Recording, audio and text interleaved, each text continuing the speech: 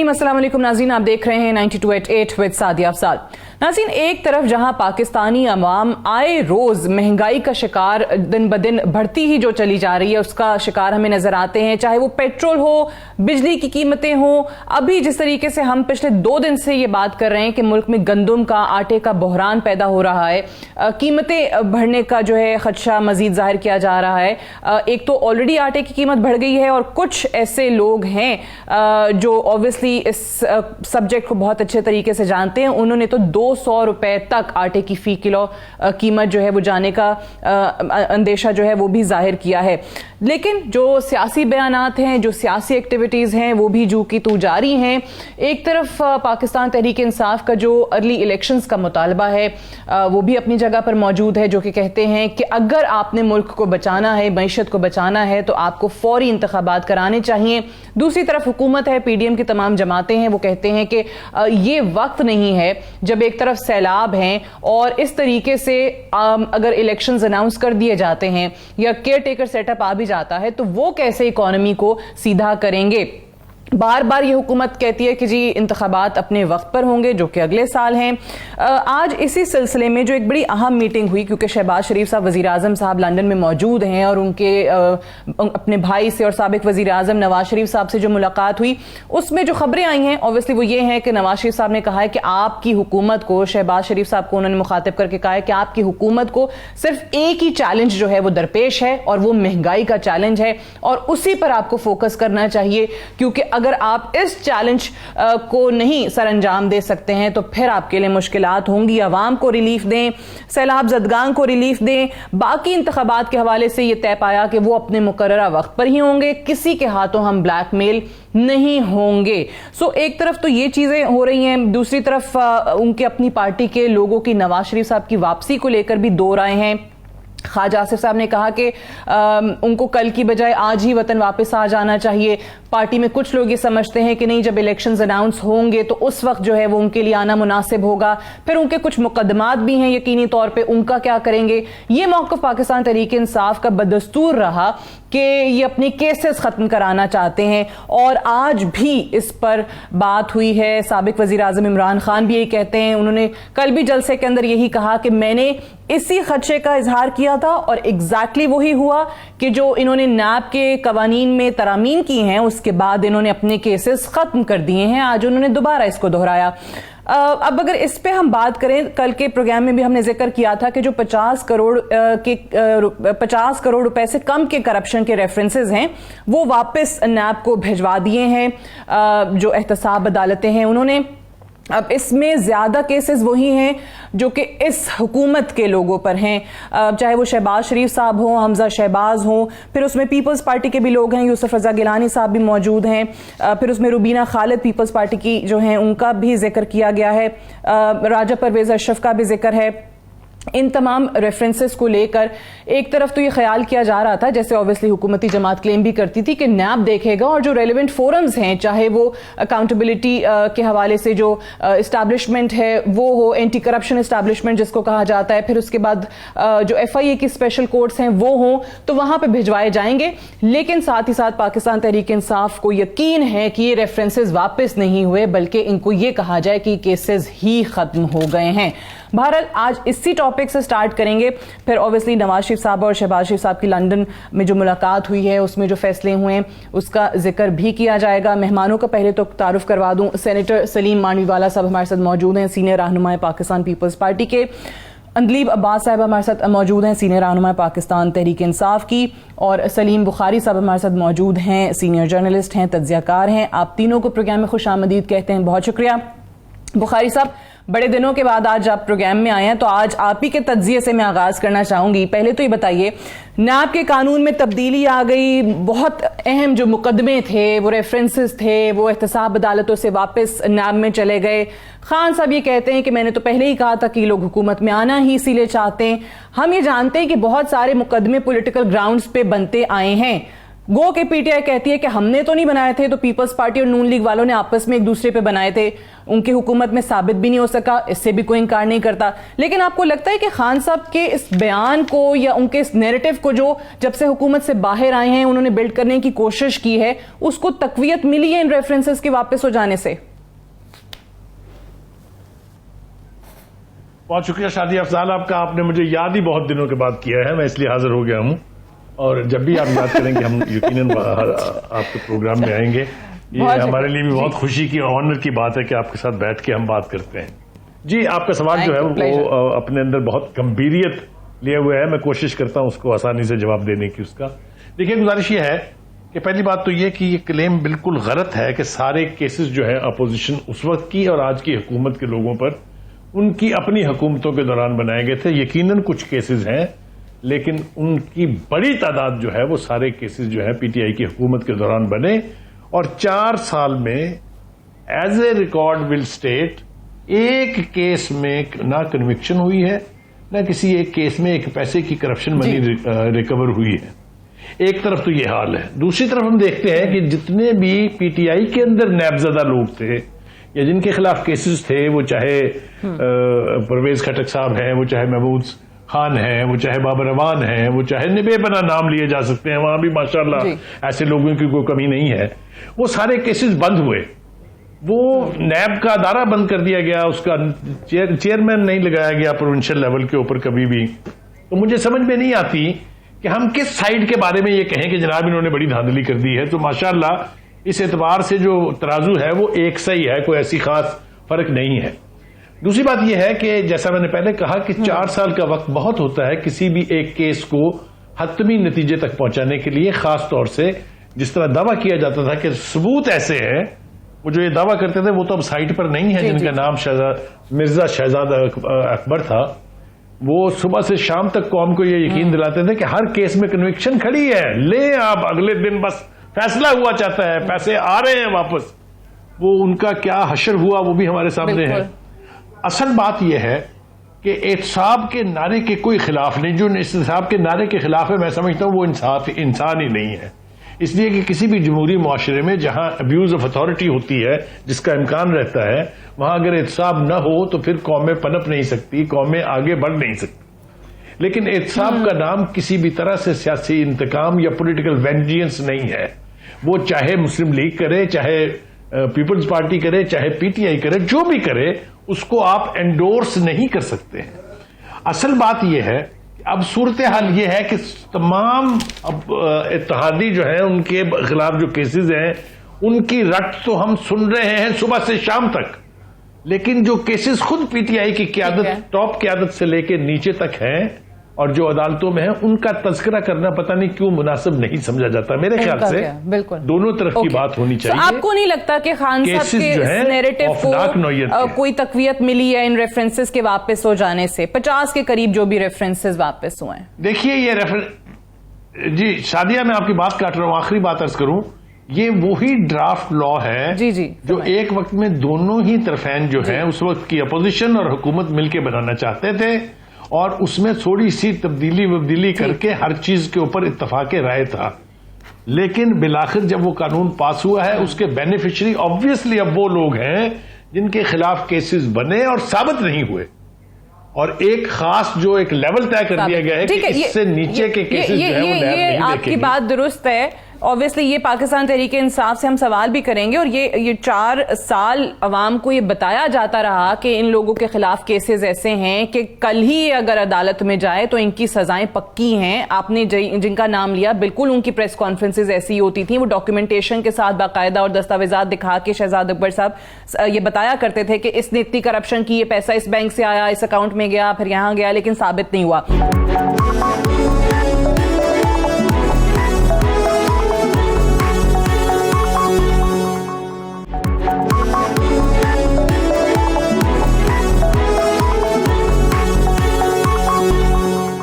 Senator Salim Mandviwalla साहब, ये कल जो मैं लिस्ट देख रही थी, जो 50 करप्शन रेफरेंसेस कहा गया, इनमें आपका नाम भी था। तो आपका केस जहां तक मुझे याद पड़ता है, आपका तो कोई अलॉटमेंट का कुछ इल्जाम था, कोई गैर कानूनी अलॉटमेंट का था। ये करप्शन का इल्जाम कौन सा था आप पे? ये कौन सा रेफरेंस है? जी सादिया, ये तो मेरा गिला है मीडिया वालों के साथ कि ये तो खुद पढ़ते नहीं हैं और न्यूज़ चला देते हैं कि जी करप्शन के सारे केसेस, मतलब वो एक ही स्टिक से सारे केसेस को उन्होंने डिस्क्राइब कर दिया। और मैंने क्लेरिफिकेशन पे भी इस पे इशू की है जी कि मेरा केस तो कोई करप्शन से ताल्लुक ही नहीं था उसका। मेरा केस तो मेरे एक दोस्त ने प्लॉट बेचे थे अपने, और उस पे उनको ऑब्जेक्शन था कि जी जिसको बेचे हैं उसको हम इन्वेस्टिगेट कर रहे हैं, तो इसलिए आप भी उस इन्वेस्टिगेशन में आएंगे।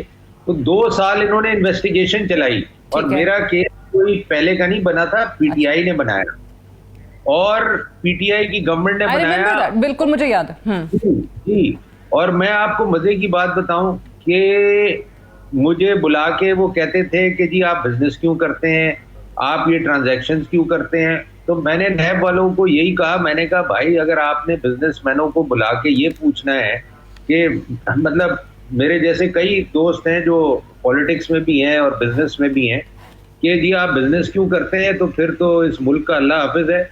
और क्योंकि अगर हम बिजनेस ना करें तो फिर आप क्या चाहते हैं कि हम करप्शन करें इस मुल्क में। खैर एनीवे, मेरा सिर्फ कहने का मतलब ये है कि ये जो एक नैरेटिव पीटीआई फैला रही है ना कि ये पहले के केसेस बने हुए हैं, कुछ बने हुए होंगे जरूर, मगर सारे केसेस पहले के नहीं है। इन्होंने कई केसेस बनाए और मैं एक एग्जांपल हूं जिस पे पीटीआई के प्राइम मिनिस्टर इमरान खान के कहने पे ये केस बना है। और ये मुझे नैब वालों ने बताया, सलीम साहब हम केस बनाना चाहते हैं आप पे, ये हमें तो ऊपर से इंस्ट्रक्शंस आ रही है कि आप ये केस बनाएं।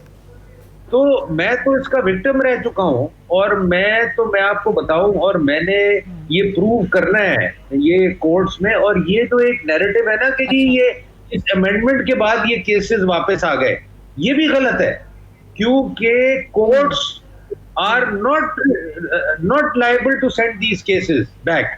वो तो they will only send the cases back when they feel there is nothing in the case for NAB to prosecute or to follow। मेरे केस में पिछले 2-2.5 साल 3 साल हो गए चलते हुए, कोई प्रोसिक्यूशन कोई एविडेंस ही नहीं ला सकी नैब, और जो लाई भी वो भी फेक एविडेंस। अच्छा, this is very interesting. So you are saying कि ये जो न्यूली अमेंडेड अकाउंटेबिलिटी लॉ है, इसकी बुनियाद पे वापस नहीं आए हैं cases, courts could see that there is no substance और इसलिए ना आपको वापस भिजवा दिए हैं। अच्छा, और हमने कोई जज को नहीं कहा अपनी कोर्ट में, ना मैंने ना मेरे लॉयर ने कि आप मेरा केस नैब को वापस भेजें। कोई हमारी ऐसी मैं आपको ऑर्डर भेजता हूं अपना, मैं जो जज ने ऑर्डर किया है, हमारी कोई एप्लीकेशन नहीं थी कि आप नैब को इसको। मैंने कहा जी आप इसको मेरिट पे सुने और आप इसको मेरिट पे डिसाइड करें, मेरे अगेंस्ट करें या मेरे फेवर में करें। मैंने कतई नहीं कहा कि इसको नैब को वापस भेजें। ये कोर्ट्स के खुद डिसीजन है और खुद ही कोर्ट ने ये डिसाइड किया है कि ये मेंटेनेबल ही नहीं है नैब कोर्ट्स में। ठीक है, चलिए, अच्छा सही है, ये आपका पॉइंट भी आ गया आपके अपने केस के हवाले से स्पेसिफिकली। जी, अनलीब अब्बास साहिबा, अपनी बात सुनी है, बुखारी साहब का भी तज्जिया सुना है, सलीम मांडवीवाला साहब खुद आपके साथ इस शो में मौजूद हैं, वो अपने केस का बता रहे हैं कि वो करप्शन का केस रेफरेंस था ही नहीं और क्या हुआ उनके साथ, आपकी हुकूमत में किस तरीके से उनके अगेंस्ट ये केस, ये मुकदमा जो है ये बनाया गया। सो एक तरफ तो वो शहबाज शरीफ वाला, हमजा शहबाज वाला, हमें याद है 16 अरब की जो करप्शन का उन पे इल्जाम लगाया था शहजाद अकबर साहब ने, वो चलें कह सकते हैं, आप लोग कहते हैं कि वो हमारी हुकूमत में बना था, बाकी ज्यादातर केसेस जो हैं वो इनके अपने बनाए हुए। बट आपके 4 साल दौर में साबित भी कुछ नहीं हो सका, जब आप कहते थे कि इतने ज्यादा एविडेंसेस हैं कि इन लोगों की कन्विक्शन पक्की है। शुक्रिया सादिया। सबसे पहली बात तो यह है कि मेरा ख्याल है फैक्ट नंबर 1, ये हुकूमत में ये किस तरह से आए और क्यों आए, ये इनके अपने मिनिस्टर ने टीवी पे जाके पब्लिकली एडमिट किया। खुर्रम दस्तगीर साहब ने जिसको कहते हैं ना बुलंद वाला होके कहा कि जी हम इसलिए हमें हुकूमत उड़ानी पड़ी क्योंकि हमारे करप्शन के केसेस मैच्योर हो रहे थे और हमने पकड़े जाना था। अब ये तो फैक्ट्स है ना, तो ये दोनों जो मेरे साहिबान बैठे हैं इनको चाहिए कि पहले तो खुर्रम दस्तगीर को जाके पकड़ें कि मैंने बीच में इंटरफेयर नहीं किया। मैं बहुत दफा इंटरफियर कर सकती थी, मुझे कंप्लीट कर लेने थे या इन्हीं को बात करने थे। नहीं, मैं तो आपको कह रहा हूं खुर्रम दस्तगीर ने, मगर हम में से तो कोई बोला ही नहीं है दीदी, हम में से तो कोई नहीं बोला। नहीं वो चलिए, मैं वो सलीम मानवी वाला सब कुछ कहना चाह रहे हैं, इनकी बात मुकम्मल हो जाए। अनलीब साहिबा मैं आपकी तरफ आती हूँ। अनलीब साहिबा बात मुकम्मल कर लीजिए। देखे ना, वो सलीम मांडवी वाला बोले हैं, वो कह रहे हैं कोई बोला ही नहीं हम में से। तो अब बेसिकली बात ये है कि जी आप बात मुकम्मल कीजिए। अच्छा, सो मैं अभी तो शुरू हुई थी, मैंने बड़े तहम्मुल से सबको सुना है, तो सुन ले। एक तो फैक्ट है, पीएमएलएन के अपने लोग जाके कह रहे हैं। दूसरा फैक्ट क्या है, ये कह रहे हैं जी इनकी जो करप्शन थी और ये थी और वो थी, उसका नहीं कुछ हुआ। भाई आप 6 महीने से हैं, आप एक टगे का केस जो है वो ना प्रूव कर सके ना कुछ। अगर आपको इतने केसेस आपने प्रिपेयर किए हुए थे, और हमारे लोग जिन पे ये कह रहे थे कि जी केसेस जल्दी करें, आप जो मर्जी कहें, फैक्ट स्पीक। मैं आके कह दूं जी मैं आपको बड़ा जबरदस्त किस्म का एक बयानिया और एनालिसिस दूंगी, मेरे से पहले अवाम ने सबका कच्चा छट्टा, इंक्लूडिंग मी और इंक्लूडिंग ये सबका बाहर आ गया होता है। इसीलिए ये बात है कि ये बिल्कुल जिसको कहते हैं ये वो 70-80 वाली सियासत है, आके यहाँ झूठ बोलना और कहना जी नहीं, बड़े जिसको कहते हैं ना मुदब्बर और पोले मुंह से ये कहना, और उसके बाद जाके समझना कि लोग बिल्कुल बेवकूफ है। लोग बहुत इनको बेवकूफ मत समझे 22 करोड़, इनको आपने बेवकूफ बनाया। लेकिन ठीक है, मेरी बुखारी साहब ने एक और सवाल भी उठाया था कि आपके दौर में आपके अपने लोगों के खिलाफ जितने केसेस बने वो खत्म हो गए। नहीं, तो मैं तो आपको यही कह रही हूं ना कि 6 महीने हो गए, अगर खत्म हो गए तो 6 महीने आ गए, उन्होंने तो शुरू भी नहीं किए। क्यों नहीं शुरू किए?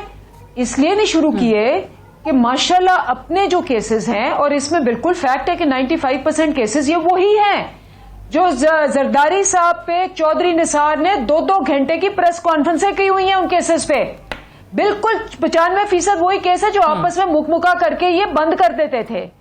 अब अगर ये केसेस, और 2400 अरब रुपए का टीका लगा है बेचारे लोगों का, लूट के इन्होंने खाया हुआ।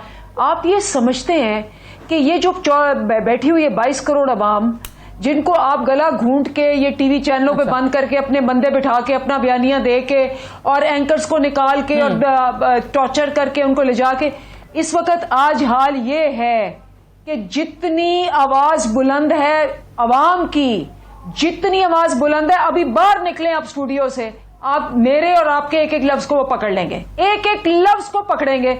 और ये फैक्ट्स हैं। ओके, ये मैं फैक्ट्स सारे आपको बता रही हूँ। ठीक है, और मैं सवाल कर रही हूँ। मुझे एक ब्रेक के लिए कहा जा रहा है। ब्रेक से वापस आके मैं जरा सेनेटर सलीम मानवी वाला साहब भी कुछ कहना चाह रहे थे, वो भी बात सुनेंगे। डिस्कशन को हम यहीं से आगे बढ़ाएंगे right after this short break. Stay tuned.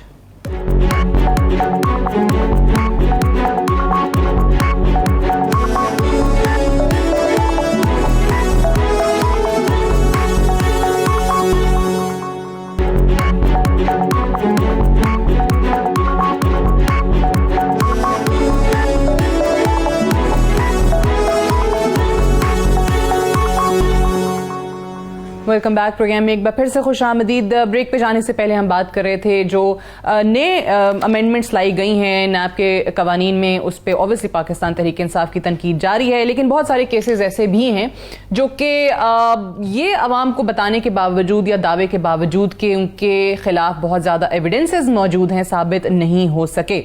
Salim मानवी वाला साहब, आप कुछ कह रहे थे, अनलीब साहबा जब बात करी थी, मुकम्मल कर लीजिए, फिर मैं आगे बढ़ती हूँ। मेरे केस का बताएं ना कि मेरे पे केस क्यों बनाया और मेरा क्या रोल था, और किस वजह से पीटीआई के प्राइम मिनिस्टर के डायरेक्शन पे नैब ने मेरे ऊपर केस बनाया, इसकी क्या वजह थी? मेरा केस तो पिछली गवर्नमेंट ने नहीं बनाया, मेरा केस तो करप्शन का केस नहीं था।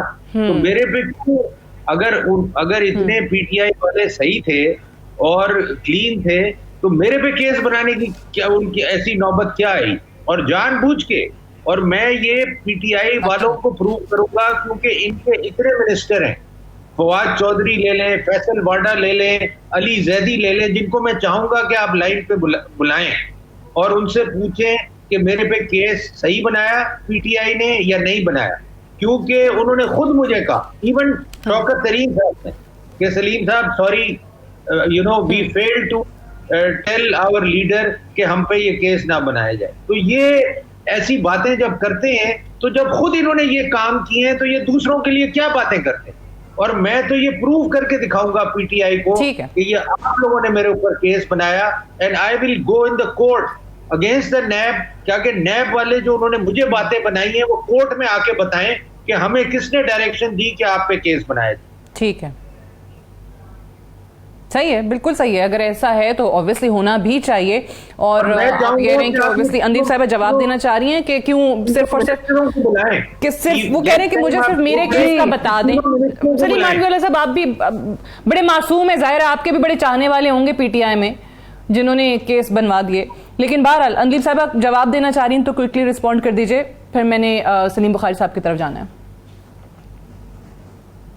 देखिए, ये यहाँ आके मैं भी कहूंगी फॉर एग्जांपल कि जी ये नवाज शरीफ और शहबाज शरीफ ने केस बनाया, इनके पास क्या प्रूफ है कि इमरान खान ने कहा। और अगर ये शौकत तरीन का नाम ले रहे हैं तो आप शौकत तरीन को फोन करें, शौकत तरीन को बुलवाएं यहाँ और उनसे कहें कि जी ये आके करें। मैं तो ओपनली कह रही हूँ, मैं बोलती नहीं हूँ बीच में, मेरी बात सुन लें। अगर आपके अब थोड़ा सा हौसला रखें, मेरी बात सुन लें। मैं तो दो चीजें कह रही हूं। मैं तो कह रही हूं ओपनली, जब ये बात आप करते कि 4 साल कुछ प्रूव नहीं हुआ, तो हमारा तो ये बिल्कुल स्टांस था कि जी हमने चौका, हमारे पास 2/3 मेजॉरिटी नहीं थी। और मैं ये इनका बुखारी साहब को भी करेक्ट करूं, 37 थी शिकें, मैं बैठी हुई थी, बिल्कुल मैं उधर थी असेंबली के अंदर। इन्होंने 34, जब इन्होंने NRO 2 के मांगा हमसे, फैक्टफ का बिल आ रहा था, हमें ब्लैक लिस्ट करने जा रहे थे, इन्होंने कहा जी पहले ये 34 डालें। फॉर एग्जाम्पल जो इन्होंने अब डाल ली है, एक है जी 500 मिलियन से नीचे करप्शन ही नहीं है नैब की, NAB will not deal with that. दूसरा ये है कि जी एसेट की डेफिनेशन चेंज कर दी है कि जी एसेट सिर्फ अक्यूज्ड के होंगे, बच्चों के नहीं होंगे। यानी मैं लूट लाट के अपने बच्चों के नाम रख कर दूं, लेकिन चूंकि बच्चों के नाम है, लूटा मैंने हुआ है, मैं प्राइम मिनिस्टर हूं, तो मुझे पकड़ नहीं सकते। तो मुझे बताएं कि हमने उस वक्त खड़े होके, ये ऑन रिकॉर्ड नेशनल असेंबली में शाह महमूद कुरैशी की स्पीच है, एक एक क्लॉज निकाला और कहा कि जी ये देख लें, ये चाहते हैं कि ये फैटअप में हमें ब्लैक लिस्ट करें और ये हमें ब्लैकमेल करें, हम ब्लैकमेल नहीं होंगे। और आपको पता है कितनी मुश्किलों से इन्होंने वॉकआउट कर दिया फैटअप पे, हमने वो कितनी मुश्किलों से वो बिल पास करवाया। और आज अगर हम उस ग्रे लिस्ट में से निकल रहे हैं तो वो वही 34 शिकें हैं जो हमने इनके रेजिस्ट करने के बावजूद करें। तो ये तो नेशनल फाइनल जो है वो हमें अगले महीने पता चल जाएगा। अक्टूबर में FATF की टीम जो है वो पाकिस्तान विजिट भी कर रही है। फिर एक तरफ हम ये बार बार करप्शन का, अकाउंटेबिलिटी का जो है वो नैरेटिव वो भी लेकर चल रहे हैं। मुझे सलीम बुखारी साहब, ऑब्वियसली सारी चीजें अपनी जगह पर मौजूद हैं। एक तरफ मुल्क में फ्लड्स हैं, बुरे हालात हुए में हैं, फिर ऑब्वियसली जो चीजें शायद पब्लिकली इस तरीके से नहीं डिस्कस भी होनी चाहिए वो भी आजकल होती हैं कि जी आर्मी चीफ की तैनाती के हवाले से भी बात हो रही है, उस पर भी मुख्तलिफ बयानात आ रहे हैं कि क्या करना है, कैसे करना है। ये वाकई आप इमरान खान साहब की बात से या उनके इस बयानिए से मुत्तफिक हैं कि अगर इलेक्शंस फौरी तौर पे नहीं होते तो फिर ये हालात मजीद खराब हो जाएंगे? और अगर फौरी इलेक्शंस हो भी जाते हैं, लेट्स से पाकिस्तान तहरीक इंसाफ हुकूमत बना भी लेती है, तो उनके मुताबिक जितने हालात बिगड़ गए हैं वो ठीक कर पाएंगे? सादिया, पहले तो मुझे थोड़ा सा रिस्पॉन्ड करना है अंदलीप साहिबा को, मेरे लिए बहुत काबिल इज्जत है वो जी, फरमाइए। वो चूंकि अब आदी हो गए हैं खान साहब के साथ रह के कैटेगोरिक स्टेटमेंट जारी करने के, इसलिए उनको टोकना बहुत जरूरी है। एक तो वो जो झूठ पर लेक्चर दे रही है ना जी हमें, वो समझते हैं कि दर्जन बंद सहाफी जो उनके साथ हैं बस वही सहाफी है, बाकी हम सारे तो 3rd क्लास लोग हैं, ना हमने सहाफत की है कभी जिंदगी में, ना हमें आती है, बस वही सिर्फ जर्नलिस्ट थे। दूसरी बात यह कि झूठ के रिकॉर्ड जो है वो हमने कायम नहीं किए हैं। झूठ के ऐसे ऐसे रिकॉर्ड आपने कायम किए हैं कि 3 मरतबा आप सुबह से शाम तक झूठ बोलते हैं, फिर 3 मरतबा मजीद उन झूठ को झूठ साबित करने के लिए 3 दफा फिर झूठ बोलते हैं। ये रिकॉर्ड किसने कायम किए हैं? मैं अंदलीप साहिबा से कहूंगा कि वो इसके ऊपर थोड़ा सा काम करके हमें एनलाइटन करें कि कौन लोग हैं ये। झूठ का जो हाल इस वक्त है और जो हुआ है, मैं मिसालें देना नहीं चाहता हूं क्योंकि वो सीधी बात किसी और तक पहुंचेगी, लेकिन चाहे अदालतों के केसेस हैं, चाहे अदालतों की इन्वेस्टिगेशंस हैं, सारे कुछ के अंदर देख लीजिएगा खुल के कि किसने कितने कितने बड़े झूठ बोले हुए हैं। कि एक 70-75 साल की रवायत कायम है कि आर्मी चीफ कैसे मुकर्रर होता है। आप मुझे ये बताइए कि किसी भी सियासी लीडर के लिए, चाहे वो दुनिया का सबसे बड़ा पॉपुलर लीडर हो, उसके लिए ये रिवाज क्यों बदला जाएगा? आर्मी एक्ट है, कॉन्स्टिट्यूशन है, उसमें तरीका कार वज़े है, उसको तब्दील क्यों किया जाए? मुझे आप इसकी एक वजह बताइए। आपके साथ लोग हैं, आप इलेक्शन लड़े, जीत के आ जाए, जो मर्जी कर लीजिएगा, आपके पास इख्तियार है ये। लेकिन ये आप होते कौन है अपनी कंडीशन लगाने वाले? ठीक है, हाउ कैन यू से कि इलेक्शन अब करवा दें? 1/3 पाकिस्तान डूबा हुआ पानी में, आपको इलेक्शन पड़ी है, दुनिया रेस्क्यू और रिलीफ ऑपरेशन में हुई है, आप जलसा खेल रहे हैं। तो ये आपकी ख्वाहिशात तो हो सकती हैं, लेकिन ये कहां लिखा हुआ है कि उन ख्वाहिशात को पूरा भी किया जाए? तो मेरे ख्याल से ग्राउंड रियलिटी देख के बात करनी चाहिए। मैं समझता हूं कि अर्ली इलेक्शन नहीं होने जा रहे, मैं बिल्कुल कन्विक्शन से हालात के तहत ये समझता हूं। इसलिए नहीं कि नून लीग चाहती है या पीपल्स पार्टी चाहती है, हालात इलेक्शन के लिए साजगार नहीं है, और जब तक इलेक्शन नहीं होंगे उस वक्त तक जो भी हुकूमत बैठी हुई है, जितने भी अहम फैसले करने हैं वो उन्होंने करने हैं। बाहर से बैठे हुए किसी शख्स की डिक्टेशन पर ना आर्मी चीफ पहले लगा ठीक है। तो वो जो खान साहब ने पॉसिबिलिटी की बात की थी कि ये प्रोविजन हो सकता है कि जो अगली हुकूमत आए वो आके ये तैनाती का ऐलान कर दे या वो आर्मी चीफ लगा दे, वो आपने सही कहा कि एक तरीकाकार ऑलरेडी मौजूद है, तो ये तो हमें डिस्कशन में भी नहीं शायद लाना चाहिए। लेकिन ऑन द अदर हैंड जिस लिहाज से महंगाई बढ़ती चली जा रही है, जो हमारे मईशत के हालात हैं सलीम बुखारी साहब, वो आपको लगता है कि अगले साल तक, जैसे कि आज फिर शहबाज शरीफ और नवाज शरीफ की मीटिंग में भी कहा गया कि अगस्त 2023 में इंतखाबात होंगे, तब तक ये कुछ कर लेंगे सिलसिला, इकोनॉमी इनसे संभल जाएगी? मेरा नहीं ख्याल ऐसा होगा सादिया। ये नाकाम हुए हैं बहुत बुरी तरह से। इनके सारे प्लान्स जो हैं इस वक्त जो हुकूमत है उनमें वो डिलीवर नहीं हो रहे हैं। महंगाई ना सिर्फ ये कि काबू नहीं आ रही है, बल्कि बेकाबू होती जा रही है। हर गुजरते दिन के साथ इस हुकूमत के लिए ये तबाही का बायस है। लोगों से जाके पूछे वो क्या कह रहे हैं। अगर आप छुप के बैठेंगे ईवानों में, सरकारी ईवानों में, और समझ लेंगे कि कोई कुछ नहीं कह रहा है, महंगाई ने सांसें रोकी हुई हैं। हम कहते थे पीटीआई के दौर में भी महंगाई है, लेकिन इस वक्त तो नए रिकॉर्ड कायम हो रहे हैं। तो इसकी जिम्मेदारी भी यकीनी तौर पे इस हुकूमत को उठानी पड़ेगी। ये बच नहीं सकते इस रैत से। सर ये बात सही है सलीम मांडवीवाला साहब। आर यू रेडी टू पे दिस पॉलिटिकल कॉस्ट? आप जितना डिले करेंगे, इकोनॉमी के जो हालात हैं वो आपके काबू से बाहर होते चले जा रहे हैं। आप कैसे इस मईशत को बचाएंगे? कैसे नए इलेक्शंस में जाएंगे अगस्त 23 में अगर आप करवाते हैं? देखिए सादिया, मईशत इज नॉट समथिंग जिसको आप टर्न ऑन करें और टर्न ऑफ करें। जो हालात पीटीआई जिन हालात को छोड़ गई और जिस क्राइसिस में छोड़ गई, वो ऐसी क्राइसिस थी कि आपको तो उसको एक बैंक्रप्सी से बचाना था। आप एक आईएमएफ प्रोग्राम में जो चल रहे थे उसको आपने छोड़ दिया चलते चलते, और आप अपने ट्रैक पे चले गए, क्योंकि आप ये कहते रहे जी हमारी तो गवर्नमेंट जा रही है तो इस मुल्क को डुबा दो। तो अब ये इस टाइप की अगर पॉलिसी किसी भी गवर्नमेंट की होगी कि आप मुल्क को डुबा दें, अगर आप जा रहे हैं तो, अगर आप डूब रहे हैं तो आप मुल्क को भी डुबा दें, तो ये तो कोई तरीकेकार नहीं है। और ये जो क्राइसिस इस वक्त है, ये क्राइसिस ऐसी है कि आपको इस वक्त तो अपने आप को डिफॉल्ट से बचाना है, अपने आप को आपने इंटरनेशनली अफ्लोट रखना है।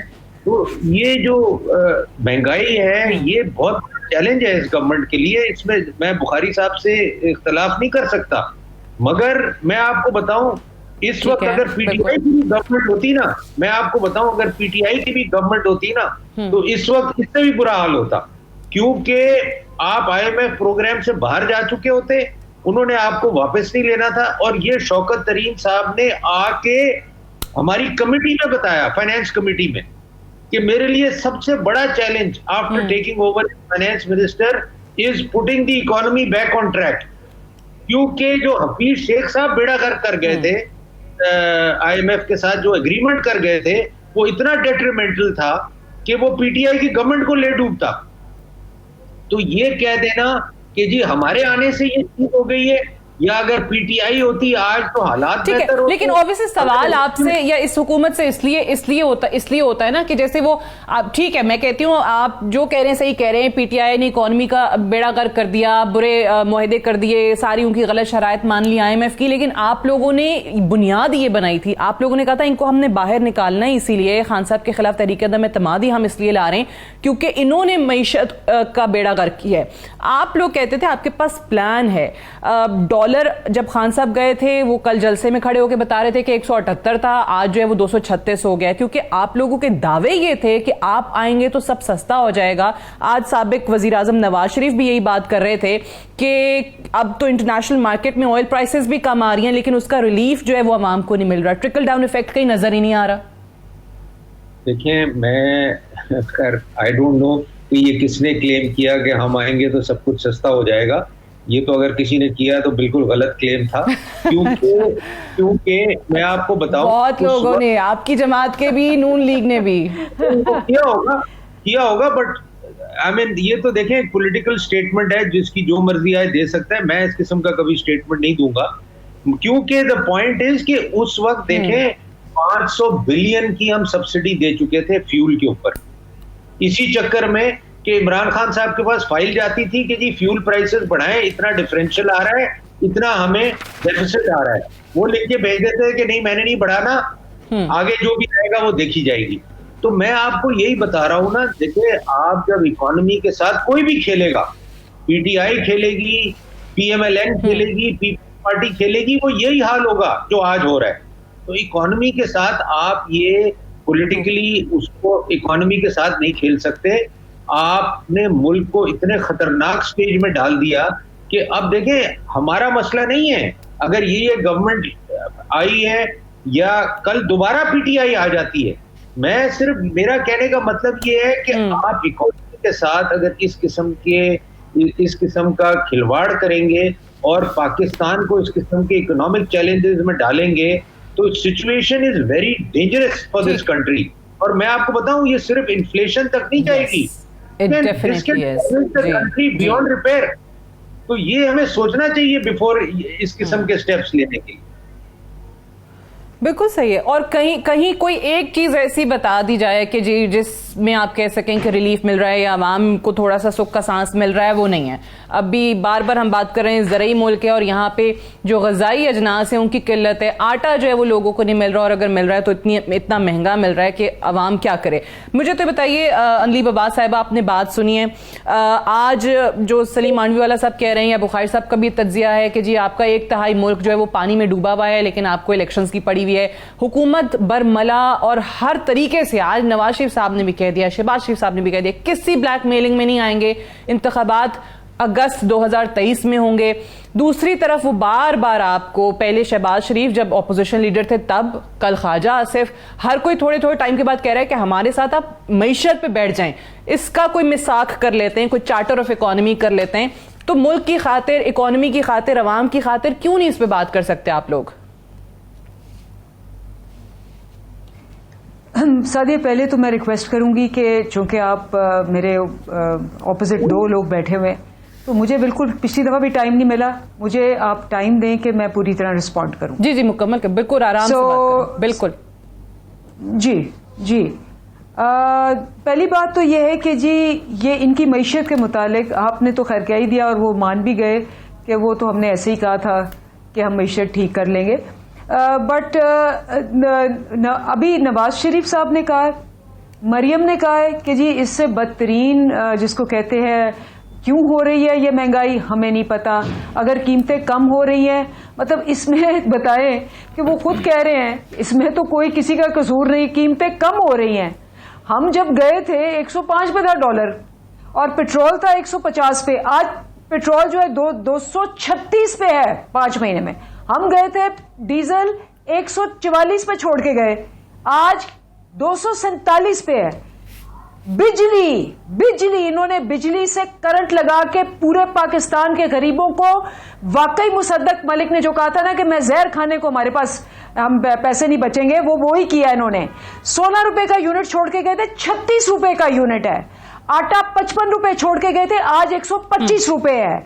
घी 473 रुपए छोड़ के गए थे, आज 542 रुपए है।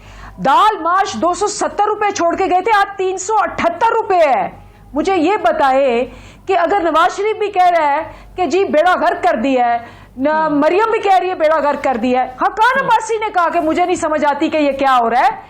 आप मुझे ये बताएं कि सारी PMLN, ऊपर से जरदारी साहब भी कह रहे हैं कि जी हम तो इस हक में ही नहीं है, जिस तरह से मीशत चढ़ाई जा रही है, सारे कह रहे हैं कि बेड़ा गर्क हुआ है, सारे कह रहे हैं कि इसका कोई जवाब नहीं है, सारे कह रहे हैं कि मिफ्ता इस्माइल ने जो है वो हशर कर दिया है। तो मुझे बताएं, और ये सारे फैक्ट्स हैं कि 2 साल पाकिस्तान की हिस्ट्री में कभी नहीं हुआ कि 5.74 और 6.1 ग्रोथ हो। तो नहीं, आपने अभी मेरी पूरी बात सुननी है। तो किस तरह से आज आपकी एक्सपोर्ट बंद हो गई? मैंने आपको मुझे बताएं कोई एक्सपोर्ट पॉलिसी है? मुझे बताएं इंडस्ट्रियल इस वक्त फिच ने, मूडीज ने, वर्ल्ड बैंक ने, सब ने कहा है कि जो सोशल अनरेस्ट का हाल है, जो गरीबों का हाल इन्होंने किया है, हमारा श्रीलंका से शायद बुरा हाल हो। ये फिच की रिपोर्ट है, ये वर्ल्ड बैंक की रिपोर्ट है। तो मुझे ये बताएं कि ये सैलाब की बात कर रहे हैं, मैं एक इनसे सवाल पूछती हूं। एक बंदा आता है 5 घंटे टेलीथॉन करता है, 1000 करोड़ रुपया रेस कर रहा है। मैं इनसे पूछती हूं कि अरब ममालिक ने, कल मुशाहिद हुसैन जो PMLN का बंदा है, प्रोग्राम में बैठ के मेरे साथ कहा है कि जी अरब ममालिक ने कहा है कि हम गवर्नमेंट को ट्रस्ट नहीं करते, हम उनको पैसे नहीं देंगे, आर्मी को देंगे। और एक बंदा बैठ के 1000 अरब रुपया रेस कर लेता है। खुद शहबाज शरीफ कहते हैं मेरा फोन जाता है तो लोग फोन बंद कर देते हैं कि जी ये मांगने आ गया है, हम बेकारी बन गए हैं। मुझे ये बताएं कि आप खुद मान रहे हैं ये सारी चीजें, चलिए खुद कह रहे हैं कि हमने बेड़ा गर्क किया, हमारी टीम में बेड़ा गर्क किया। नहीं, सुन ले, लास्ट सुने ये जी मुकम्मल कर लीजिए, फिर मुझे ब्रेक के लिए जाना है। पढ़ ले। हाँ, मैं आपको यही कह रही हूं कि ना इनके पास कोई प्लान था ना है। ये वो जो कह चुके थे पुरम दस्तगीर साहब, जिसपे कोई कमेंट नहीं करते कि जी हम आए थे, हमने केस बंद कराने थे, अगर करप्शन के केसेस बंद ना कराते हमने गिरफ्तार हो जाना था। तो वो आए जिस लिए थे वो हो गया। 4,70,000 पर नाइट पे ये उस होटल वाले ने बिल दिया है जिसमें बिलावल और शहबाज शरीफ जाके वहां US में रहेंगे। तो मुझे बताएं, यहां सैलाब ज़दगान के लिए एक पैसा रेज नहीं किया। नवाज शरीफ साहब बिल्कुल ठीक है, वापस आए, क्यों नहीं उन्होंने सैलाब ज़दगान के साथ हमदर्दी की और पैसा रेज किया? एक अपना फ्लैट बेच के ही पैसा दे दे। दूसरा, जरदारी साहब वो बिल्कुल ठीक है, गॉट योर पॉइंट। मुझे ब्रेक के लिए काफी देर से कहा जा रहा है, मुझे ब्रेक लेने दीजिए, वापस आएंगे तो हम डिस्कशन को यहीं से आगे बढ़ाएंगे। Stay tuned.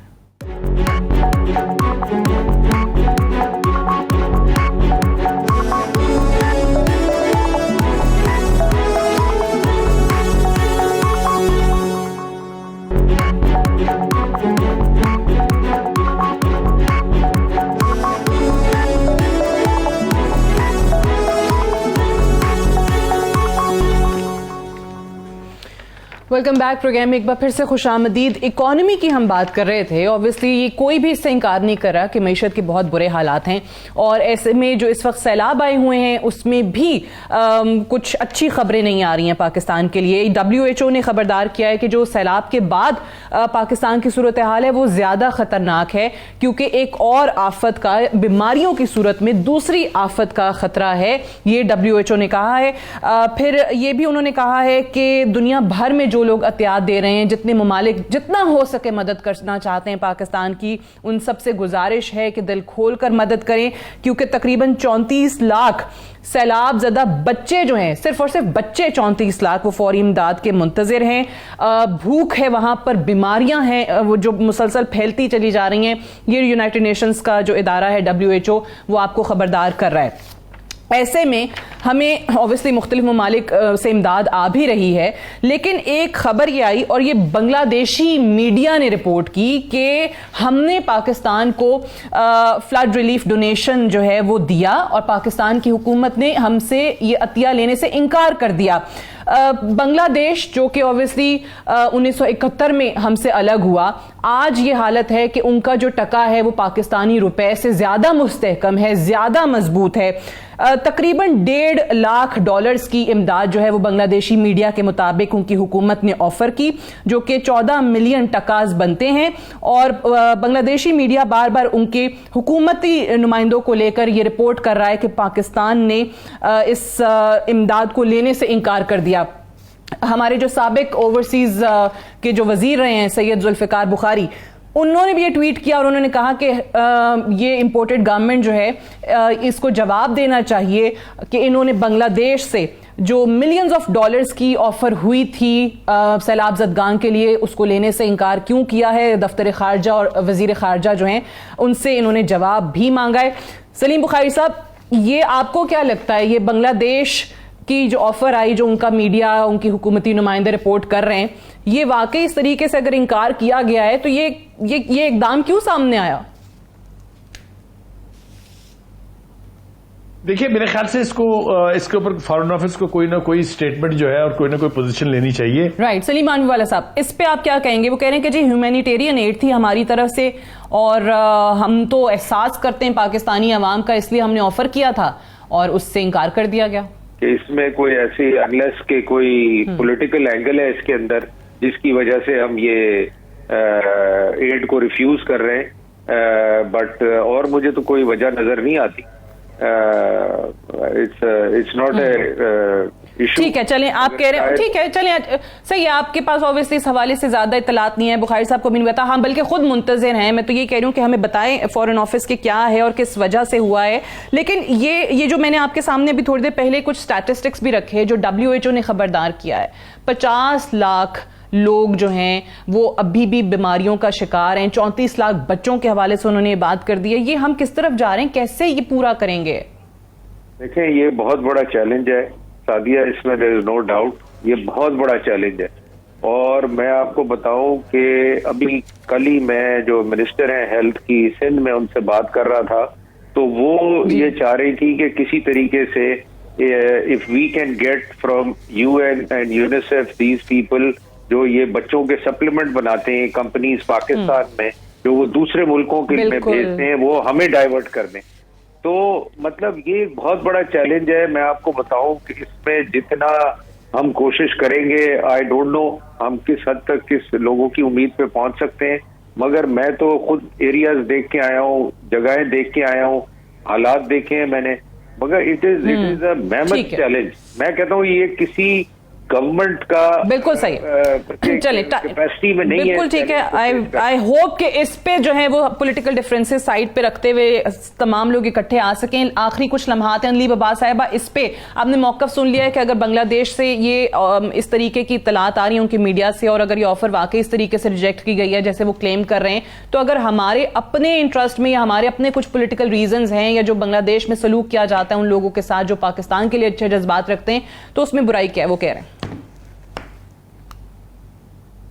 देखिए, ये तो अपने सबने आई एग्री के फॉरेन ऑफिस को इस पर क्लैरिफिकेशन देनी चाहिए और इस तरह इसको विदाउट रिस्पांस फिर स्पेकुलेशन के ऊपर नहीं छोड़ना चाहिए। बड़ी सेंसिटिव चीज़ें होती हैं और ये इस पे डिले, आई थिंक दो मिनिस्टर है हमारे पास, हिना रब्बानी भी है और वो भी है।